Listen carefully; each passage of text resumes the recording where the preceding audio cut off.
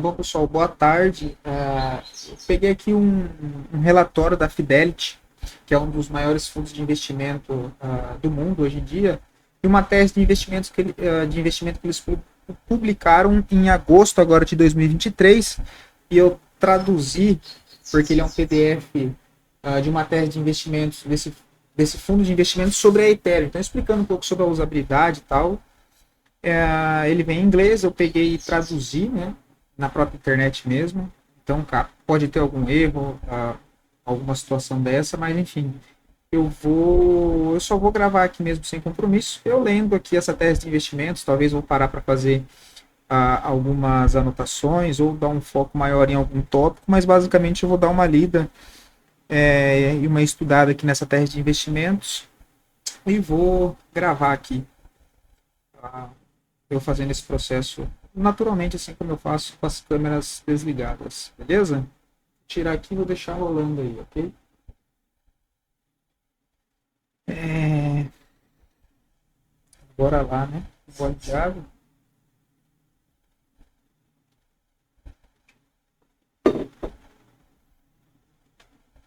Tese de investimento em Ethereum. O potencial do Ethereum como moeda digital e ativo de rendimento. Tese de investimento em Ethereum. Introdução.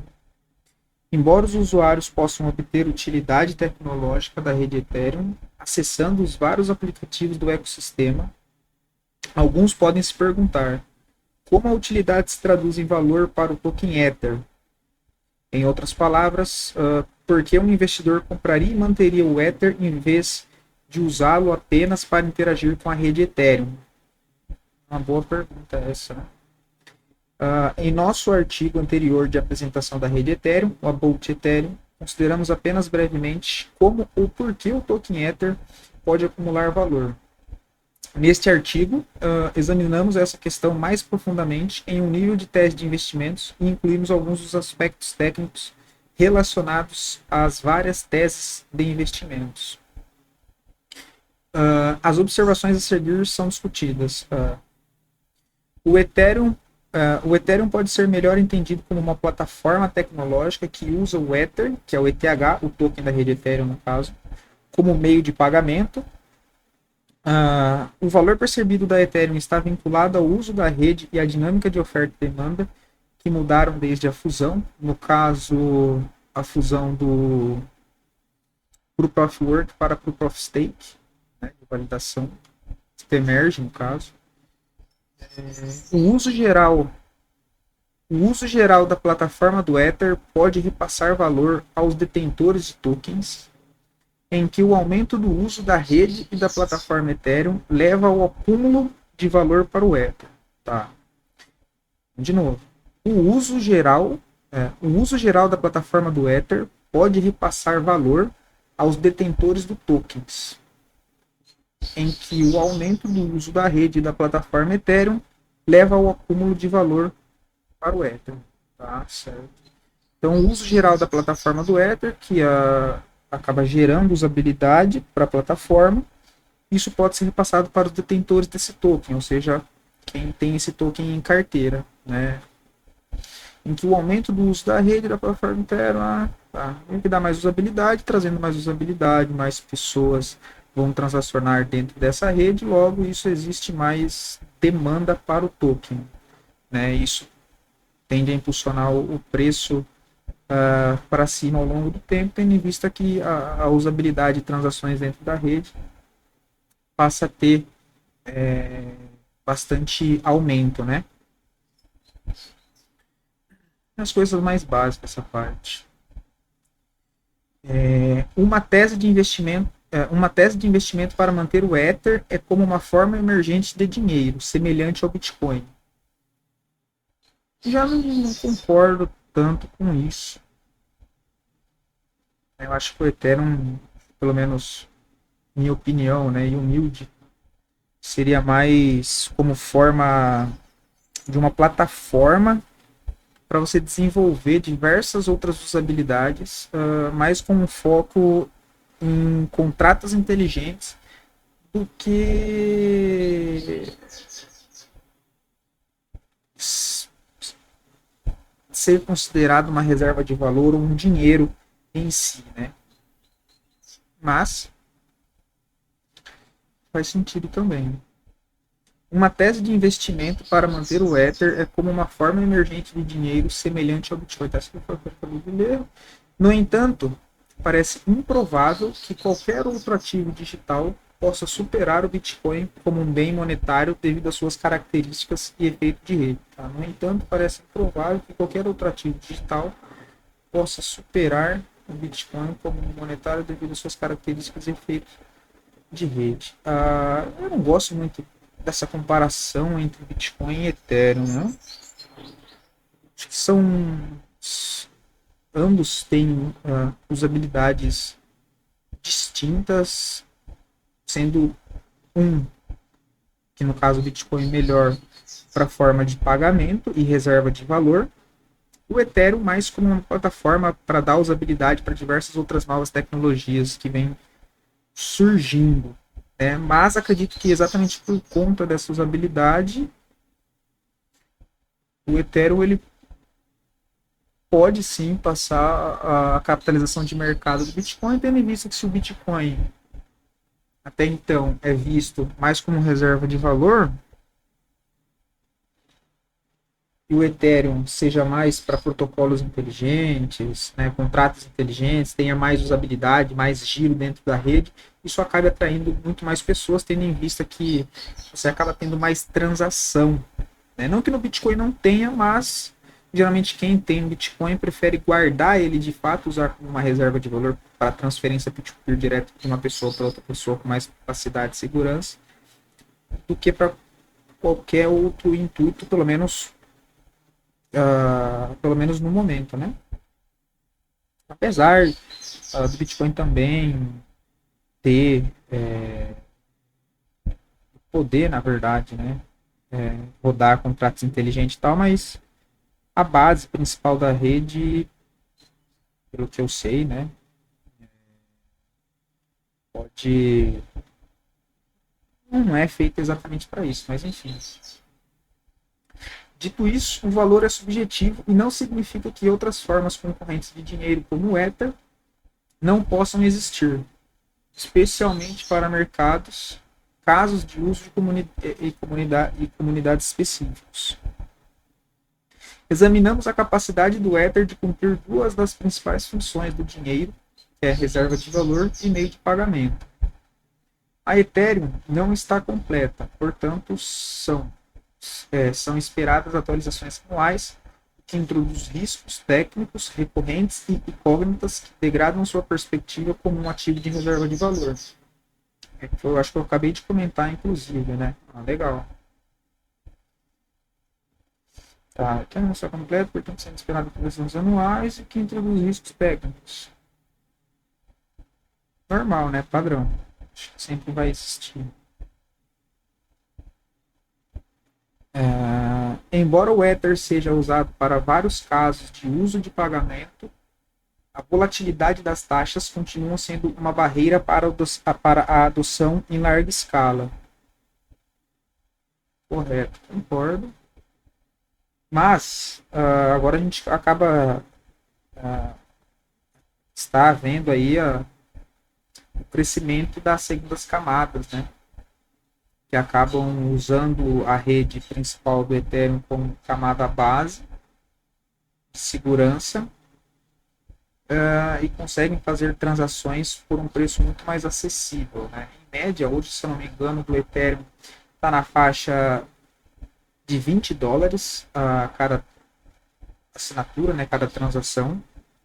E nas redes de segundas camadas, sem estar muito congestionada, na faixa 5 a $8 a vezes, $1, $2, mas existem atualizações que estão para sair que já é para melhorar essa questão também, mas enfim, esse é um ponto acho que bem importante que sempre vai estar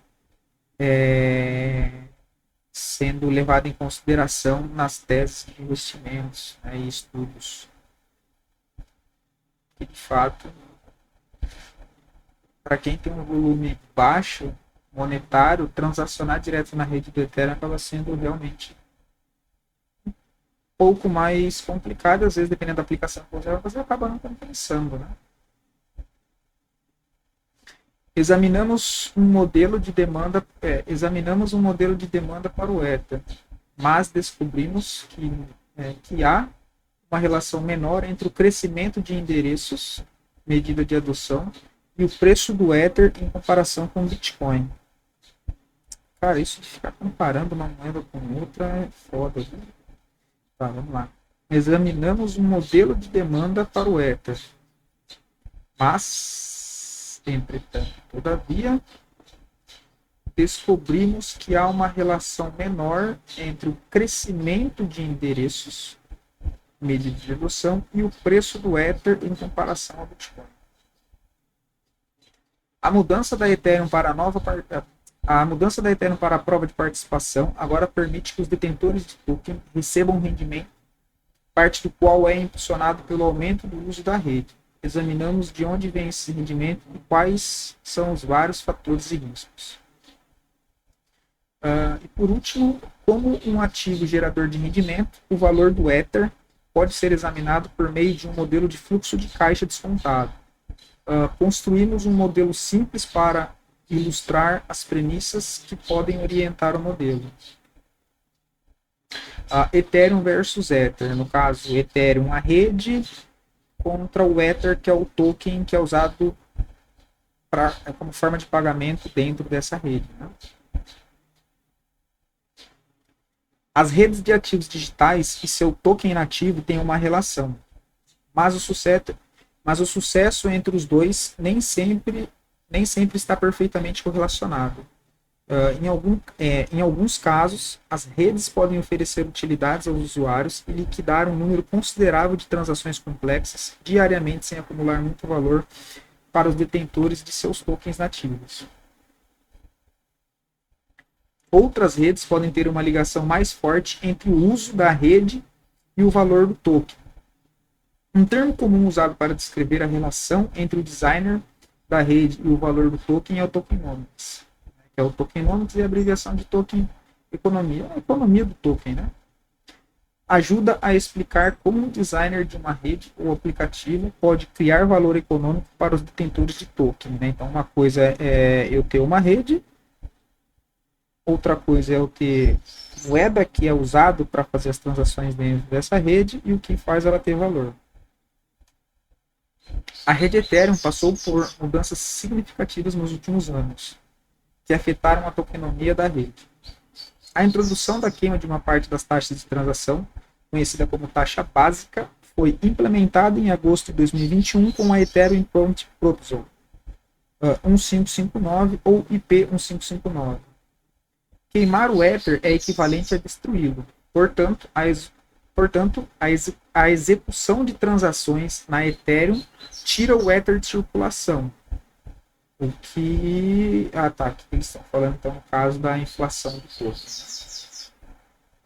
Além disso, a transição da prova de trabalho para a prova de participação em setembro de 2022 reduziu a taxa de emissão de tokens da rede e possibilitou a participação, o que permite que as entidades recebam rendimentos na forma de gorjetas, emissão e valor máximo extraível, que é o MEV. As atualizações anteriores da Ethereum alteraram fundamentalmente a tokenomia do Ether e mudaram a forma como se pode considerar a relação entre a Ethereum e o Ether. Aí o tokenomics, né, como o Ether acumula valor. Isso aqui deve ser bem importante. A tokenomics do Ether consiste em 3 funções em que o uso se traduz em valor.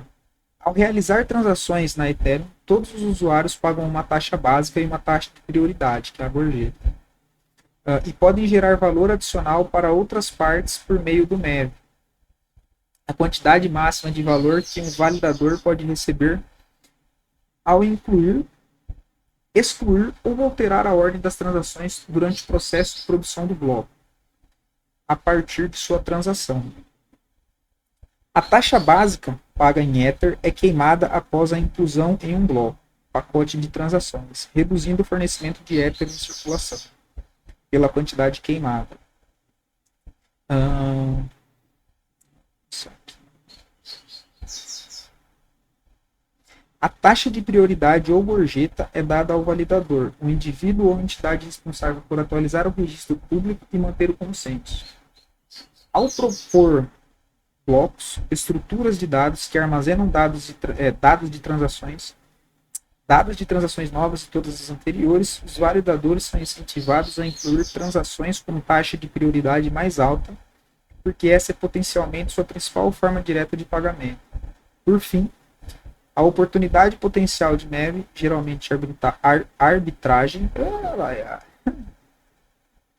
é enviada por um usuário diferente e passa a maior parte desse valor para o validador por meio de mercados competitivos de MEV no estado atual. Tá, então vamos de novo. Por fim, a oportunidade potencial do MEV, que geralmente é a arbitragem, ela é enviada por um usuário diferente que passa a maior parte desse valor para o validador por meio de mercados competitivos de MEV no estado atual. Os mecanismos de acumulação de valor descritos podem ser vistos como uma receita da rede que está sendo gasta por diferentes motivos. Em primeiro lugar, a taxa básica que está sendo queimada é uma pressão deflacionária sobre o fornecimento total que beneficia os serviços existentes. Isso aqui é bem bacana, cara. Inclusive, até aproveitando o gancho, já que estou gravando aqui, isso aqui é o que me chama bastante atenção na rede Ethereum, e por isso que eu gosto muito do ativo. O que acontece é que mesmo com essas, entre aspas, tá, dificuldades de entrada, né, dentro da rede por conta do valor das taxas serem um pouco mais alta do mercado, e mesmo assim a Ethereum ainda ela é a primeira em geração de receita, em geração de fluxo, em geração de usabilidade de redes. Isso a gente consegue fazer e puxar os dados on-chain, usando a plataforma do DeFi Lama, valores bloqueados, travados dentro de protocolos descentralizados, e mesmo com esse aspecto de ter as taxas altas na rede nativa, ainda assim ela é a primeira em geração de receita e fluxo de movimentação.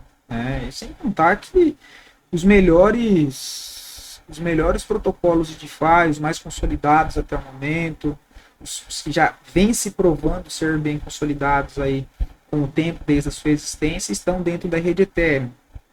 Então, isso me chama bastante atenção, porque quando eles conseguirem, na verdade, melhorar essa questão, que já deram o primeiro passo com a questão de segundas camadas, assim como o Arbitrum, o Optimism, a Matic, que não acaba de fato sendo uma segunda camada, mas acaba ajudando também nessa questão. Quando a rede nativa melhorar essa questão de taxa, eu acho que vai ter uma explosão de usabilidade, cara, assim, exponencial. Bem interessante. Detentores de tokens. Em segundo lugar, a taxa de prioridade e o MEV vem do usuário e são distribuídos aos validadores por seus serviços. No caso, pagam parte dessa taxa para quem está fazendo a validação dos blocos, expondo os seus Ethers dentro de validações de rede, seja ela via stake líquido, assim, exemplo de Lido e Rocket Pool, ou rodando um próprio Node. Eu acho que é Node que fala, tá? Não sou muito técnico, mas enfim. Embora as relações não sejam lineares, o aumento do uso da plataforma equivale a um aumento do consumo e do rendimento dos validadores, tá? Embora as relações não sejam lineares, o aumento do uso da plataforma, que foi aquela questão de dar mais usabilidade para a rede, inclusive que eu comentei aqui, equivale ao aumento do consumo e do rendimento dos validadores, certo? Ou seja, é algo que é bom para todos, né? Que a gente não vê no sistema tradicional.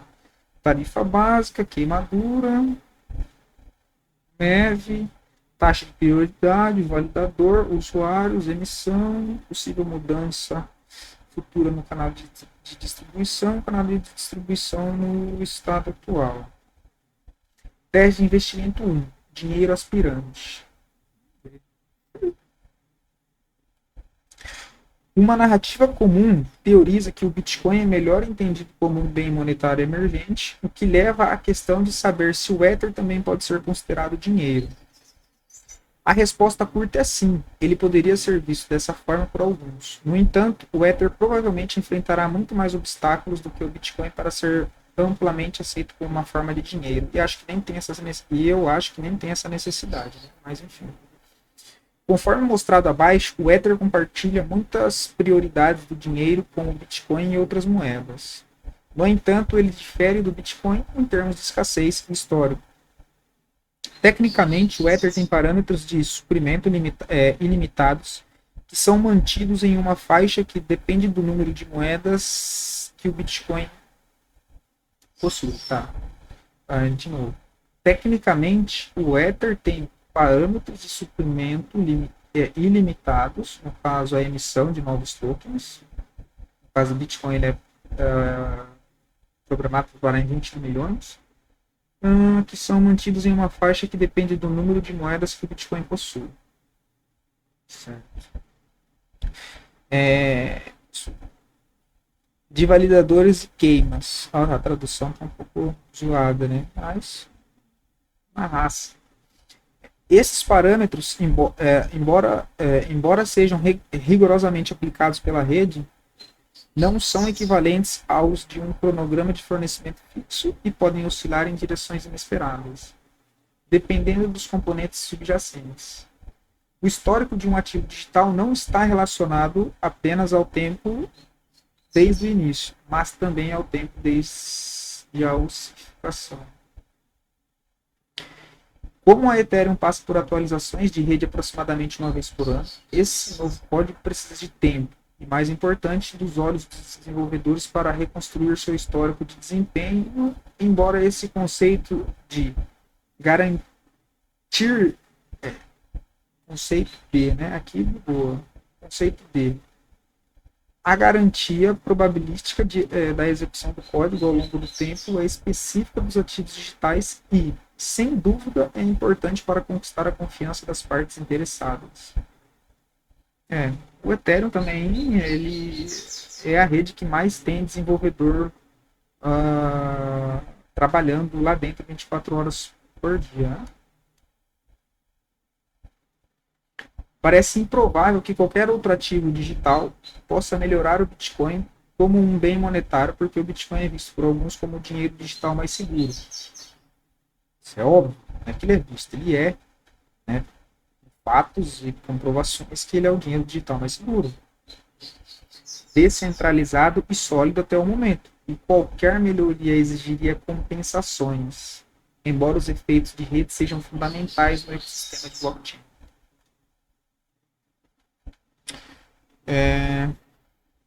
Como o Bitcoin está mais bem posicionado nesse aspecto como um bem monetário, isso não significa que não possam existir outras formas concorrentes de dinheiro, especialmente para diferentes mercados e casos de uso e comunidades.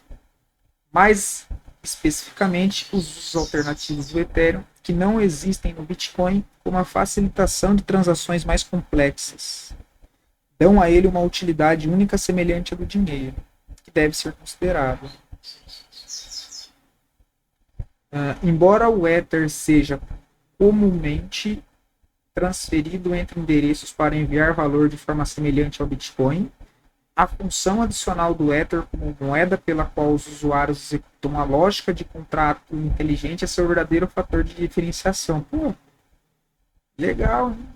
Então, o que eu acabei de comentar lá no início e recentemente, aqui um pouquinho mais para cima, nessa questão da diferenciação que eu vejo de Bitcoin para Ethereum, até explicando um pouco do motivo de eu não ver sentido em comparar um com o outro, é exatamente isso que eles estão falando aqui, ó.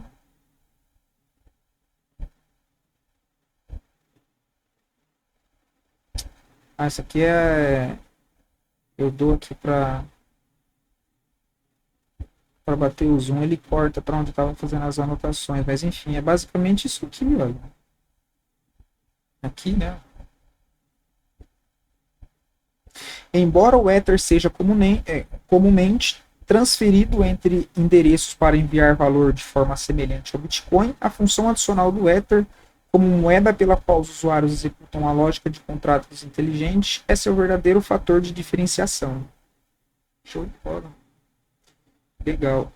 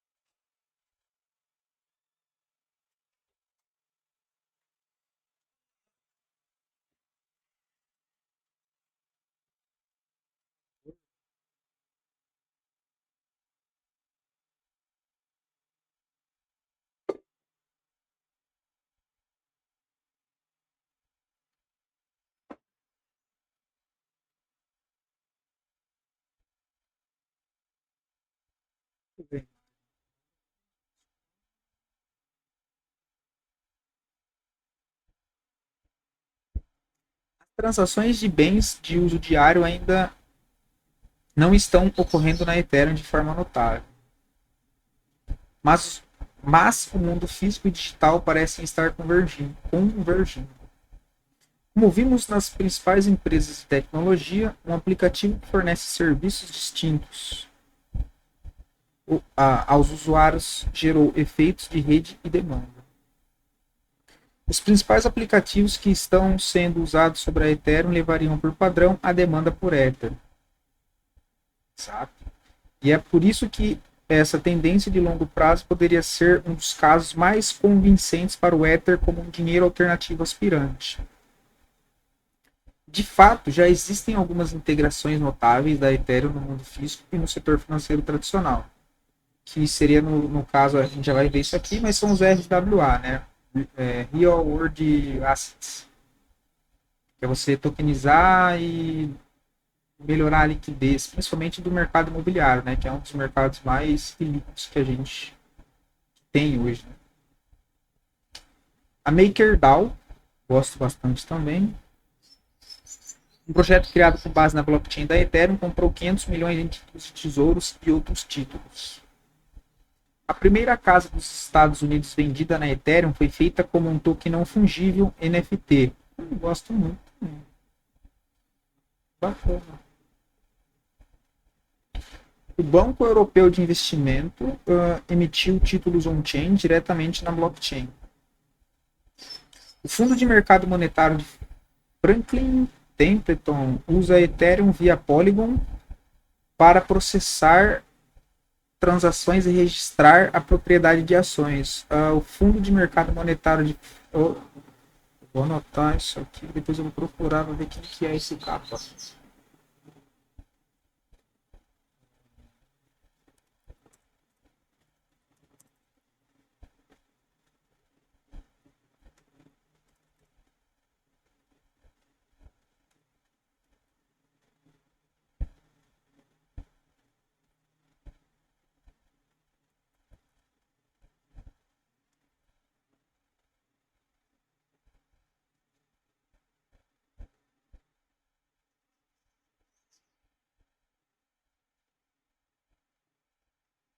Aí aqui tem alguns links, depois eu vou dar uma olhada também, legal. Aí direto. Entre esses obstáculos, a regulamentação é o tópico mais polarizador em termos de como o futuro do Ethereum pode ser moldado. Embora seja um blockchain global sem permissões, muitas das maiores bolsas centralizadas que detêm e apostam no Ether residem nos Estados Unidos, o que significa que qualquer diretriz fornecida aos validadores ou investidores nessa jurisdição pode afetar muitas avaliações e a saúde da rede.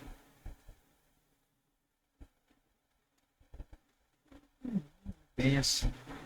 Com várias instâncias de ações de aplicação regulatória e o fechamento de bancos relacionados à criptografia. Isso já ocorre, né? Em serviço de staking da Kraken nos Estados Unidos recentemente, o risco regulatório é um dos obstáculos mais sérios que a Ethereum pode enfrentar no curto prazo. No curto prazo não só esse, né? Diversos outros, assim como qualquer outro investimento. A seguir, exploraremos o Ether nas duas principais funções de dinheiro. Na reserva de valor. Bom, isso aqui é interessante, né, pessoal? Para que algo seja uma boa reserva de valor, precisa ser escasso ou ter uma alta relação estoque-fluxo. O Ether tem uma relação estoque-fluxo maior que a do Bitcoin em julho de 2023. Essa dinâmica assumiu recentemente o centro das atenções desde a fusão, reduzindo significativamente a quantidade de Ether que está sendo emitida conforme mostrado abaixo. Caiu bastante a emissão, né? Até porque tem a queima também. E isso sem contar que quando o mercado em alta sobe muito a usabilidade, isso vai ser mais, vão ser queimados muito mais tokens, né? Para token holder isso é uma maravilha. Escrevemos longamente que uma das principais propostas de valor do Bitcoin é seu suprimento fixo máximo de 21 milhões de Bitcoins, com um cronograma de suprimento que não mudou e provavelmente não mudará. O cronograma de fornecimento do Bitcoin é programado em seu código e aplicado por meio de consenso social e incentivo dos participantes da rede. Mas o que sustenta a escassez e o cronograma de fornecimento do Ether? Como pode ser visto acima, a emissão do Ether é menos uma programação e mais um equilíbrio entre parâmetros definidos. De fato, há duas variáveis que determinam o fornecimento total de Ether, o que dificulta a avaliação do fornecimento futuro. A emissão é determinada pelo número de validadores ativos e seu desempenho. A tendência importante desse modelo é que à medida que o número total de Ethers apostados aumentam. O mesmo acontece com a emissão total de Ethers, mas em uma taxa decrescente. Como a emissão de Ether está vinculada ao valor da aposta, esse componente da fórmula não está sujeito a oscilações bruscas. De novo. Como a emissão de Ether está vinculada ao valor da aposta, no caso, a aposta dos Ethers travados dentro de protocolos staking, né? Esse componente da fórmula não está sujeito a oscilações bruscas. O protocolo Ethereum estabeleceu limites para o número de validadores que podem entrar e sair do stake, projetado para que a segurança que respalda o protocolo e, portanto, as taxas de emissão permaneçam estáveis ao longo do tempo. Contagem de validadores e rendimento estimado. Queima. A queima é determinada pela demanda por espaço em bloco, sendo o espaço em bloco uma quantidade limitada de trabalho computacional que pode ser feito a cada 12 segundos. A queima é extremamente volátil, o que torna impossível prever o suprimento futuro exato do Ether. A queima funciona como um pêndulo de incentivo e raramente é a mesma de bloco para bloco. O protocolo tem uma meta de quantidade de gás, taxas pagas em Ether, que cada bloco deve conter. Se a quantidade de gás de um bloco estiver acima ou abaixo da meta, Isso fará com que as taxas básicas do bloco seguinte sejam ajustadas de acordo. Esse ajuste não é linear e pode causar picos drásticos nas taxas de transação quando a atividade na cadeia é alta, ou seja, quanto mais a rede está congestionada, mais caro se torna fazer uma transação. Ele também atua como um mecanismo de segurança projetado para tornar antieconômico para os malfeitores enviar spam para a rede indefinitivamente. Exato. Ether queimado por dia versus o preço. Então, em azul aqui a gente vê o preço e em verde a quantidade de Ether queimado, né?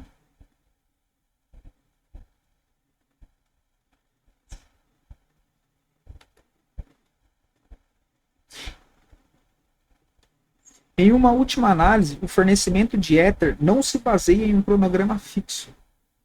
Ambos os componentes da política monetária do Ether provavelmente permanecerão em fluxo.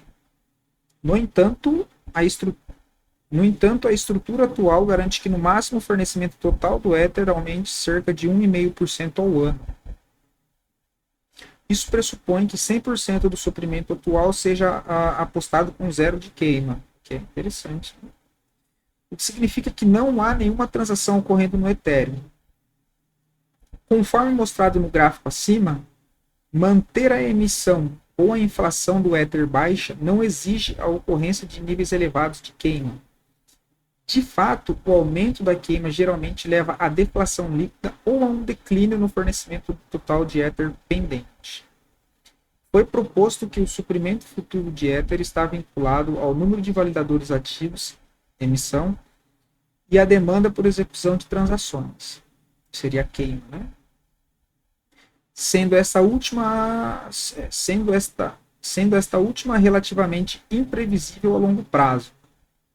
Além da incerteza em torno da dinâmica do suprimento, as atualizações do Ethereum podem afetar diretamente a quantidade de queima ou emissão que ocorre na camada de base, que impede ainda mais que as métricas atuais informem de forma significativa os possíveis resultados futuros. Por exemplo, a atualização do Xangai Capella diminuiu os riscos relacionados ao staking e pode aumentar a emissão geral devido à maior participação em staking.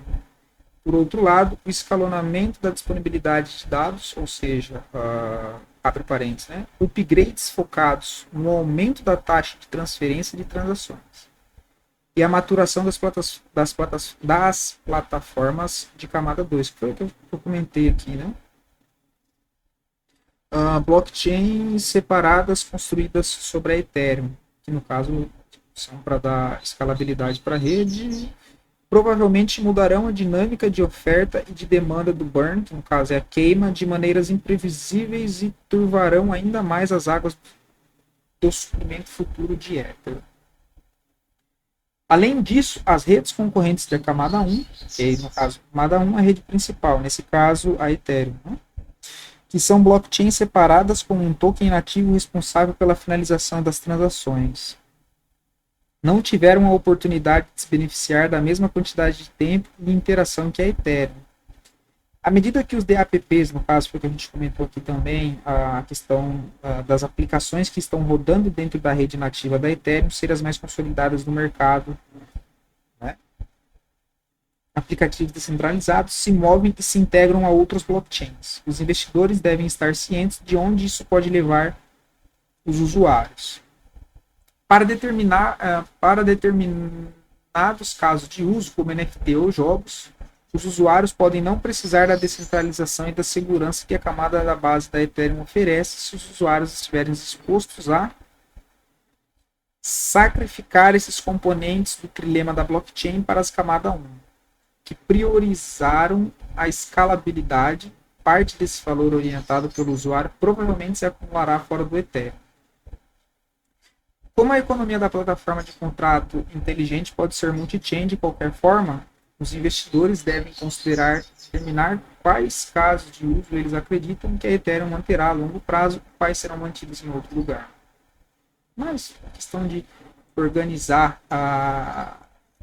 a usabilidade ali da rede entre escalabilidade e segurança, né? De camada 1 para camada 2. Não sei se aqui eles vão falar de camada layer 0, né? Que seriam camadas 0. O último e mais importante componente que torna o Ether muito diferente de outros ativos de reserva de valor é a probabilidade de futuras atualizações no próprio cronograma de fornecimento. Sim. Na versão mais recente, os desenvolvedores observaram um endgame EIP 1559 e médio burn. Esses componentes do roteiro indicam claramente que foi esquisito, né? Claramente que aí vem aqui para baixo, a mudança na forma como a queima afeta o fornecimento está chegando. Mas não se sabe ao certo quais serão essas mudanças, desde que o IP 1559 foi lançado. Pode haver impactos significativos como base em como a comunidade decide ajustar o projeto atual do IP 1559 e se o MEV será queimado em vez de ser recompensado a validadores ou outros. Seja qual for o resultado dessas mudanças, elas contrastam fortemente com a proposta de valor do Bitcoin, que afirma que seu cronograma de fornecimento fixo não será alterado por muito tempo no futuro, no caso 21 milhões.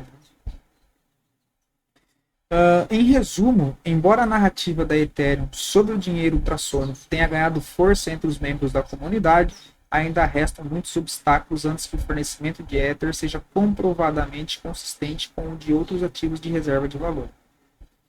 Aí aqui ele está fazendo essa comparação mais relacionado ao porquê de parecer mais uma reserva de valor ou não comparando ao Bitcoin.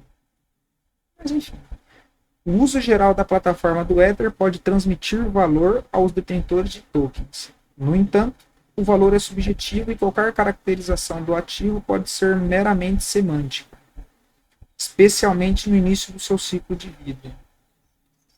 Aqui mudou, né? Ether como meio de pagamento. O Ether é usado como meio de pagamento, mas esses pagamentos têm de ser limitado a ativos nativos digitais.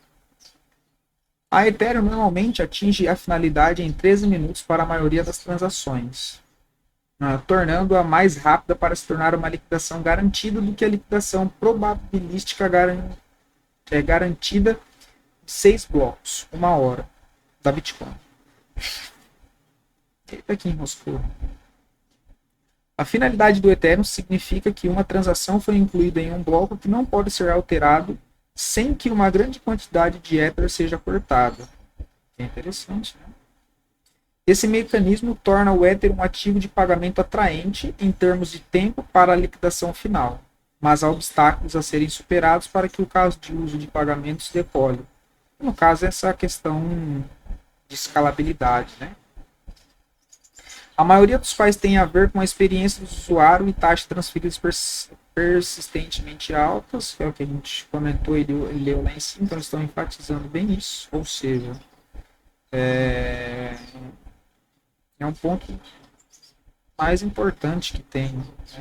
Sem contar que a nova atualização do Ethereum que está para sair, eu não vou lembrar a data agora.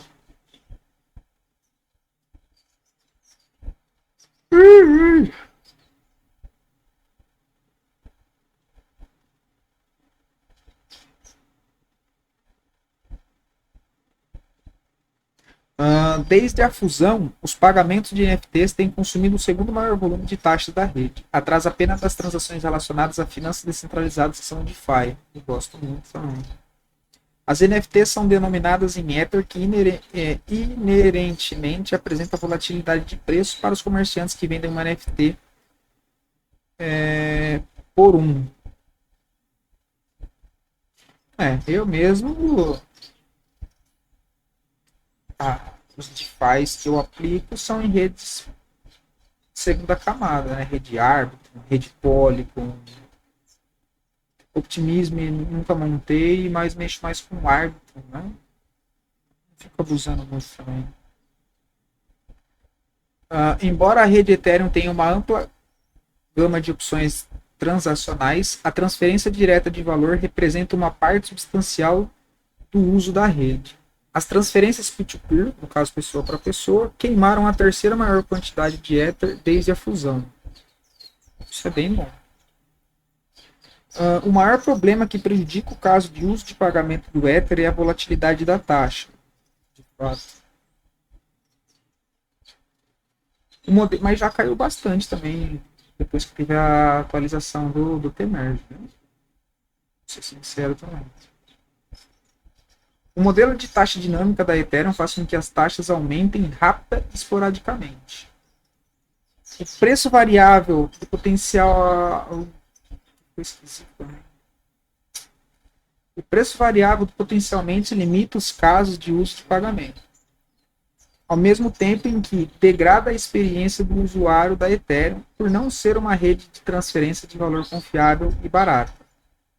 Confiável é barato, eu concordo que dependendo do montante ele acaba não compensando, tá? Exemplo, sei lá, eu quero transferir ao equivalente em Ether $100 para alguma outra pessoa qualquer que seja, e a taxa de rede estiver $50, né, 50% do valor. Mas putz, se eu vou mandar $100 e a taxa tá $20, não é das melhores, é cara também. Né? Mas enfim, se você vai mandar 1.000, equivalente a $1.000 e a taxa é 20, aí já faz sentido, né? Ou 300 e a taxa é 10, é 15. Acho que eu perdi.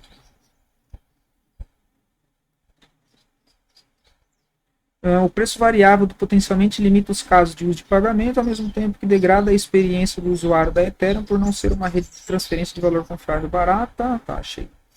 Os usuários frequentemente se deparam com a decisão de fazer uma transação agora a um custo inflacionado em vez de esperar para adiar a transação até que a atividade da rede diminua. Essa variável forçou os desenvolvedores a serem criativos na esperança de maximizar a velocidade e a eficiência com que as preferências dos usuários são atendidas. Além disso, se mais ativos do mundo real entrarem na blockchain, os pagamentos por esses ativos provavelmente serão realizados usando Ether, stablecoins ou outros tokens. Stablecoins são moedas lastreadas em algum dinheiro estatal. A stablecoin do STT, o STC, DAI, tem paridade 1:1 com o dólar, exemplo. A combinação dessas inovações com taxas mais baixas oferecidas pela plataforma de camada 2, que são as Layer 2, poderia criar um futuro atraente de oportunidade de pagamento na rede Ethereum. Foi muito em linha com que a gente acabou, mas que eu acabei comentando aqui para dar um parâmetro do que a gente está lendo, né? Taxa média de transação, olha lá, tá vendo? A taxa média, olha, transação FII USD, FII USDT. Tá vendo? Não é das melhores, de fato.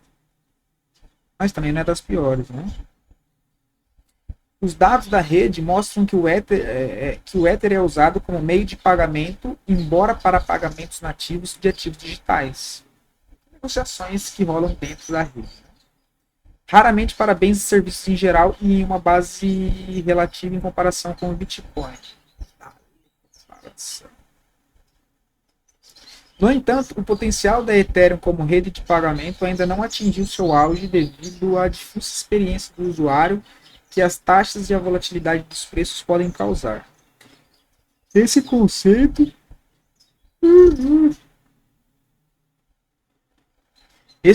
estará presente em toda esta análise, pois os desenvolvedores da Ethereum procuram otimizar a rede para casos de uso futuro.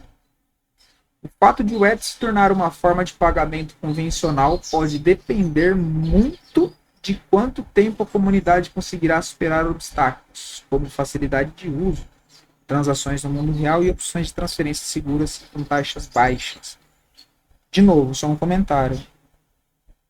É o que eu disse. Mesmo com esses pontos, entre aspas, muitas aspas, negativo, que dificulta um pouco da barreira de entrada, a Ethereum já é o case que mais tem geração de receita, de fluxo de caixa, mesmo com esses pontos. É por isso que eu sou muito otimista com a Ethereum. De fato, que quando eles conseguirem resolver esse problema que Mesmo com esse problema existente hoje em dia, já tem muita negociação, já tem muita transação de valor lá dentro, né, atraindo bastante investidores, inclusive institucionais, a própria Fidelity que escreveu aqui essa tese. Avaliação do Ether com base na demanda. Deixa eu só ver aqui.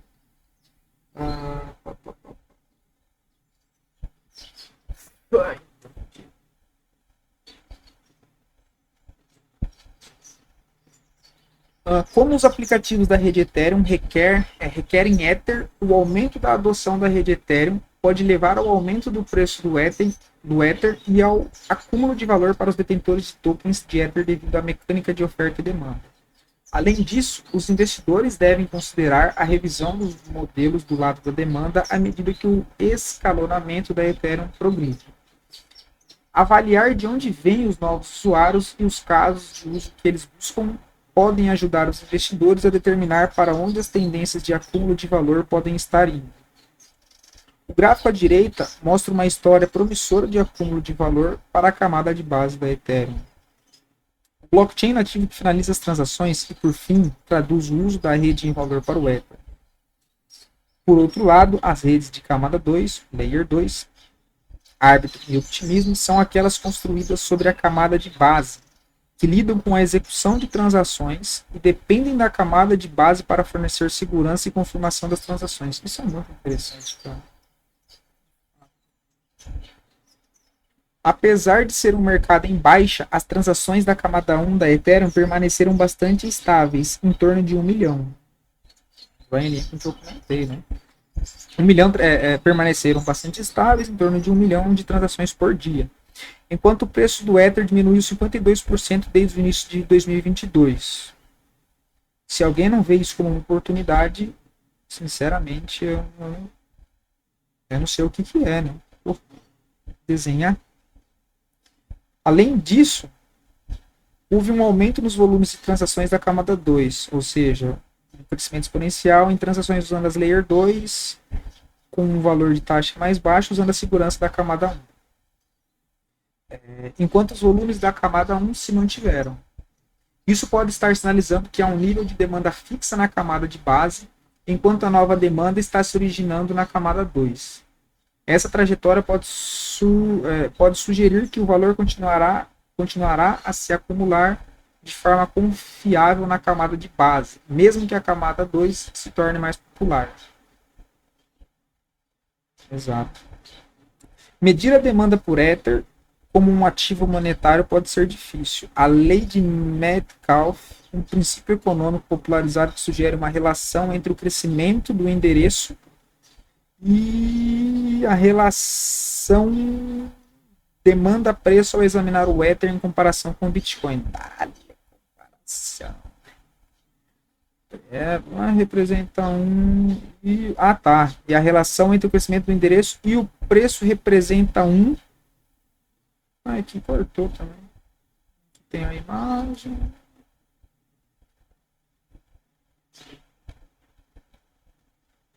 Afinal, se o Bitcoin for entendido principalmente como um bem monetário aspirante, então é razoável esperar que a relação entre a demanda do ativo, medida pelo número de endereços, e o preço seja mais forte.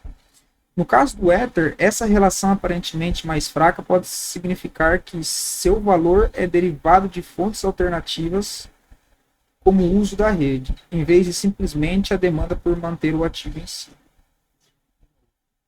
No caso do Ether, essa relação é aparentemente mais fraca, pode significar que seu valor é derivado de fontes alternativas, como o uso da rede, em vez de simplesmente a demanda por manter o ativo em si. Riscos para o modelo do lado da demanda.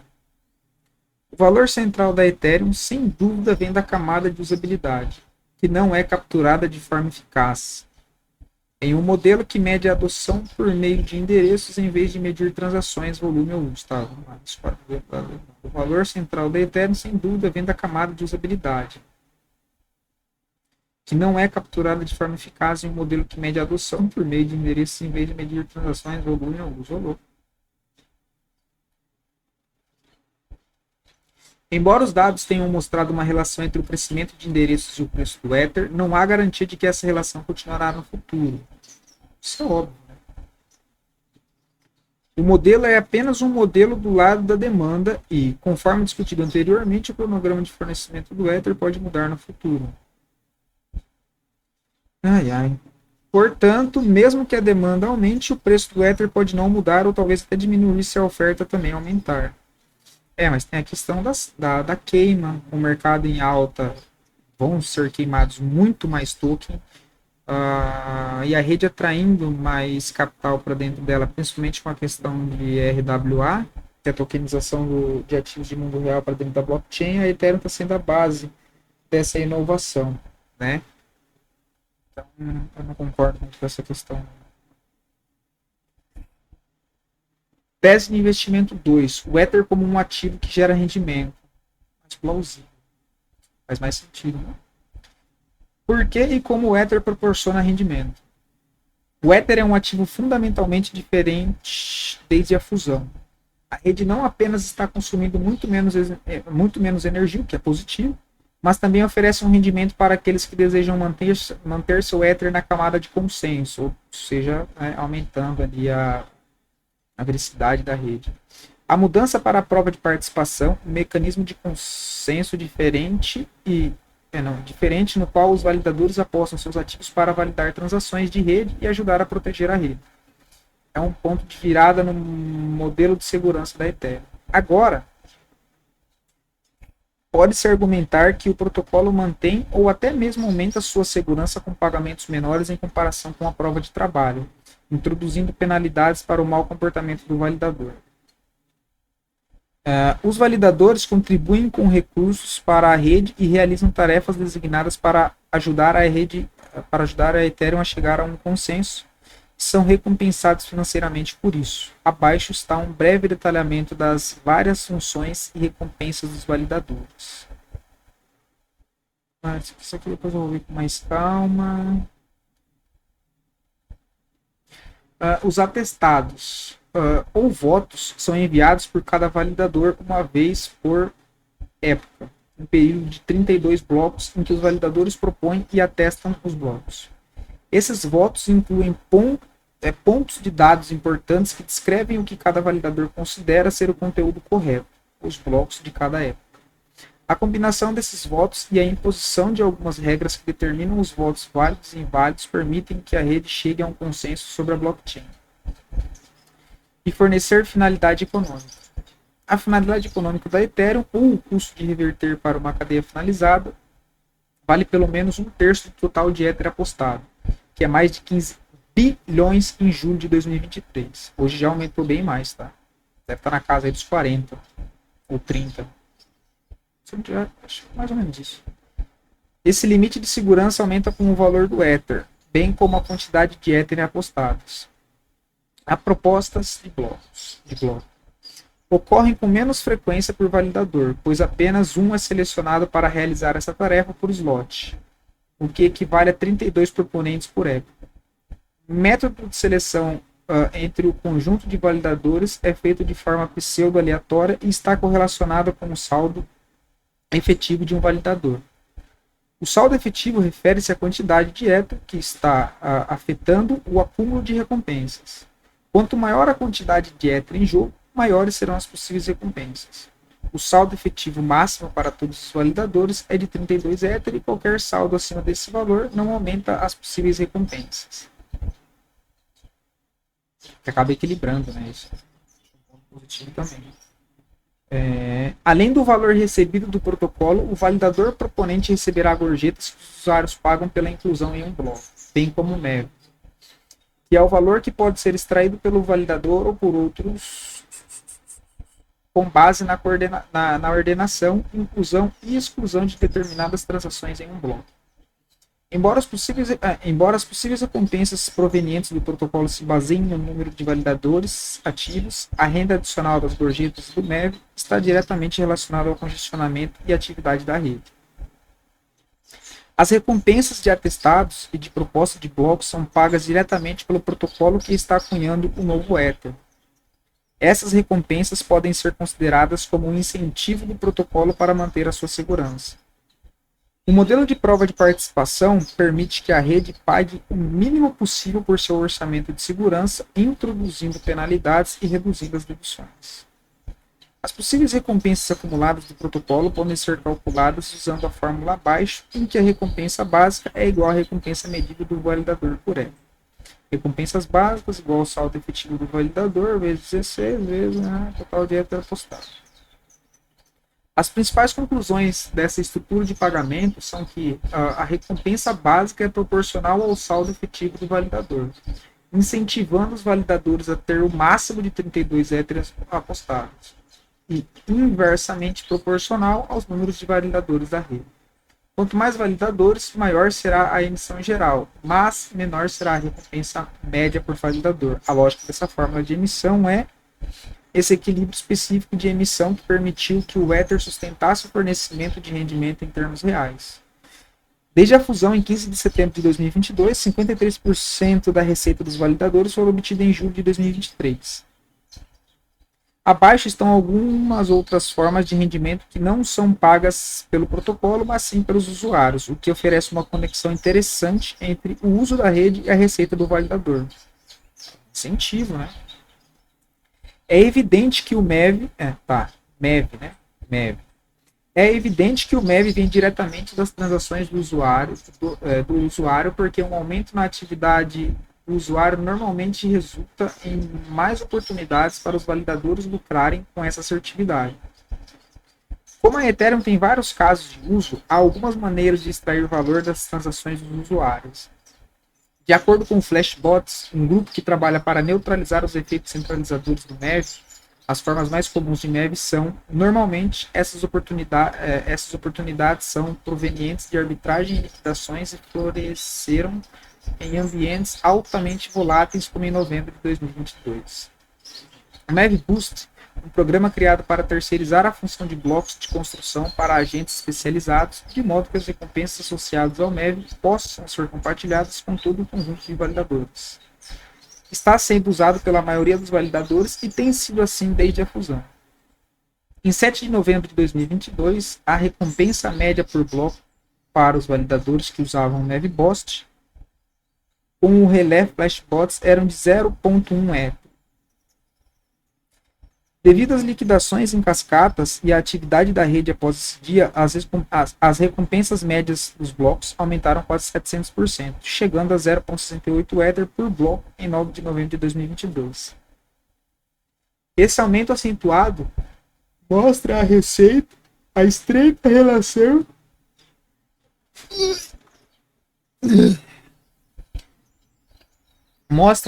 relação entre o congestionamento da rede e os rendimentos do validador. Em períodos de alta volatilidade, a atividade na cadeia disparou.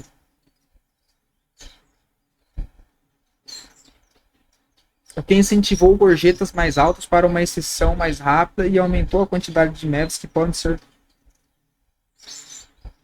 capturados das transações dos usuários. Caraca, que absurdo muito. Embora a relação entre as oportunidades de MEV e o rendimento do validador seja forte a partir de julho de 2023, muitos aplicativos, organizações e indivíduos diferentes na comunidade Ethereum estão explorando maneiras de mudar a forma como o MEV é gerenciado. Muitos desses esforços têm se concentrado em devolver o MEV aos usuários que o geram, conforme proposto pelos Flashbots em seus recentes anúncios do MEV Cherry. Outras soluções propostas envolvem a queima do MEV que os usuários criaram ou a criptografia de dados de transações de modo que o MEV seja mais difícil de capturar. Qualquer que seja a rota seguida pela comunidade, ela poderia ter um impacto significativo nos rendimentos associados ao MEV, que em julho de 2023 representavam cerca de 24% da receita do validador desde a fusão. Ao contrário das cadeias específicas de aplicativos, a Ethereum tem uma extensa lista de tipos de MEV disponíveis. que poderá continuar crescendo à medida que os recursos forem aprimorados. Essa variação sugere que uma solução pode não ser suficiente para reduzir todo o neve dos validadores. Mais link. Dicas. Desde que o Hard Fork London da Ethereum introduziu o IP 1559 em 2021, o mercado de taxas da Ethereum mudou drasticamente. Antes da atualização, os mineradores de prova de trabalho recebiam todas as taxas de gás de qualquer transação incluída no bloco que mineravam. Desde a mudança no mercado de taxas, a rede agora tem dois tipos separados de taxas: a taxa básica e a taxa de prioridade, que são as gorjetas. Todas as taxas ainda são pagas pelo usuário que tenta executar uma transação. A IP 1559 afeta a distribuição dessas taxas depois que elas são pagas. Em vez de receber todas as taxas pagas pelos usuários, os validadores recebem apenas a taxa de prioridade. As taxas básicas são queimadas ou retiradas de circulação. As dicas incentivam os componentes de blocos a incluírem transações em seus blocos. Caso contrário, pode ser mais viável economicamente para os validadores propor blocos vazios, para os usuários que têm urgência em executar uma transação, uma gorjeta mais alta do que outras transações concorrentes. No mempool, incentiva os validadores a priorizar sua inclusão.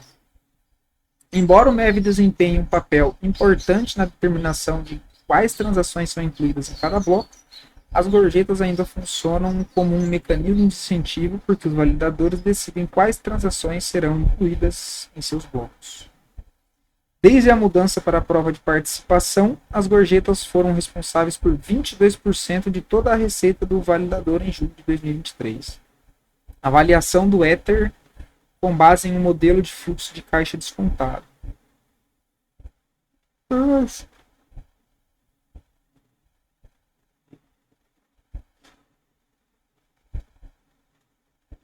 O valor atribuído ao Ether é mais facilmente modelado após a mudança da rede para a prova de participação.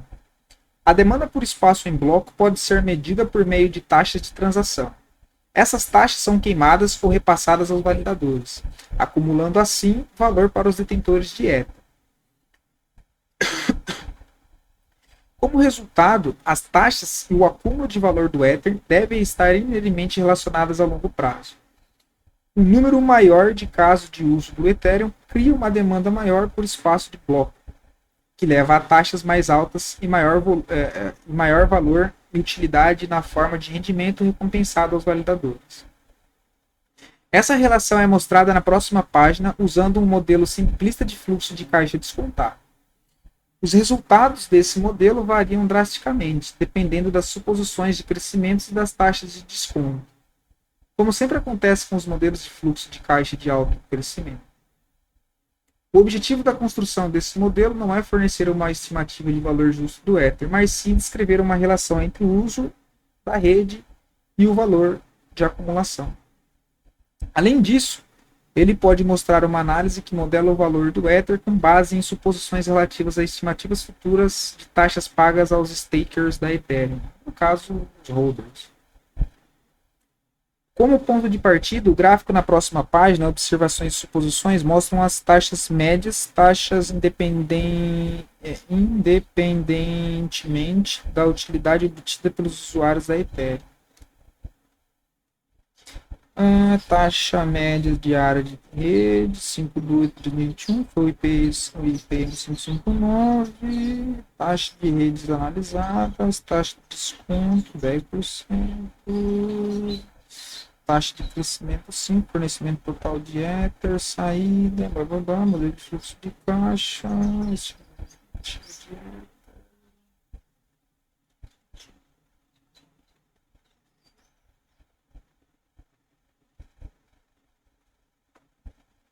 mais de 70% do valor simbólico associado a esse modelo vem do crescimento da perpetuidade terminal, que é a taxa de crescimento presumida para todos os anos após 2030. Esse resultado é comum ao projetar o futuro de empresas de alto crescimento e parte do motivo pelo qual o uso de um modelo de fluxo de caixa é descontado e útil apenas em teoria. O modelo de sensibilidade mostrado à esquerda descreve ainda mais a capacidade de resposta do preço modelado às taxas de crescimento e desconto assumidas. Compreender a relação entre o Ether e a disposição dos usuários em pagar taxas é extremamente importante. Entretanto, e todavia, confiar em um modelo que é altamente sensível a pequenas mudanças nas suposições de crescimento futuro pode não ser tão útil. Concordo. Vai ter bastante variação ao longo do tempo. É algo que tem que ser constante. Né? Riscos do modelo de fluxo de caixa descontado. 1. A relação entre o Ether e o valor que ele oferece aos usuários da rede pode enfraquecer se a tecnologia de escalonamento reduzir a receita de taxas. Foi o que eu comentei. Mesmo com esses pontos, entre aspas, muitas aspas, negativo, ainda a Ethereum segue sendo a primeira em geração de receitas. A menos que os volumes aumentem e compensem essa compreensão de margem. A modelagem do futuro de qualquer ativo sensível ao crescimento e a aplicação de uma taxa de desconto associada são altamente subjetivas e, portanto, a avaliação pode ser útil apenas na teoria. Os esforços atuais para minimizar os efeitos negativos do MEV melhorarão a experiência do usuário, mas podem diminuir o rendimento. Esse e muitos outros detalhes menores importantes não foram ajustados ou considerados nesse modelo simples. Okay. Bom, parte final, então, conclusão. Não há participante, ó. Não há praticamente nenhuma dúvida de que a Ethereum é uma plataforma líder em tecnologia de blockchain, que permite que os desenvolvedores criem apps, muitos dos quais são capazes de fazer coisas que não poderiam ser feitas na rede do Bitcoin. A gente comentou sobre isso durante a leitura, né? Que não poderiam ser feitas na rede do Bitcoin devido à capacidade de programação superior da Ethereum. Base feita para isso, para a construção de contratos inteligentes. Isso fez com que alguns dos maiores e mais ativos aplicativos do ecossistema de ativos digitais fossem criados na Ethereum. Ou seja, ela cria demanda, não só pelo token Ethereum, mas a própria rede gera essa procura de instituições querendo construir dentro da Ethereum, né, por conta da sua camada base. Se os aplicativos do ecossistema de ativos digitais fossem criados na Ethereum e que o Ether continuasse a deter a segunda maior capitalização de mercado, atrás apenas do Bitcoin durante anos, e está até hoje. No entanto, a pergunta que os investidores estão fazendo é: esse aumento na atividade de desenvolvedores e aplicativos se traduz em valor para o Ether? Até agora, mostramos que, tanto na teoria quanto nos dados, o aumento da atividade na rede da Ethereum impulsiona a demanda por espaço em bloco, o que, por sua vez, gera fluxo de caixa que pode ser acumulado para os detentores de tokens. O que também é evidente, no entanto, é que esses vários fatores são complexos, matizados e mudaram ao longo do tempo, com várias atualizações de protocolo e o surgimento de desenvolvimento de escalonamento, como a camada 2, que são as Layer 2, o Optimism, Arbitrum, tem outras também, né? E podem mudar novamente no futuro. As informações contidas nesse documento foram preparadas. Tá. Isso aqui é só o disclaimer. Isso aqui é só o disclaimer. Acabou. Beleza? Então, esse foi aí a tese de investimento da Fidelity, publicada em agosto de 2023.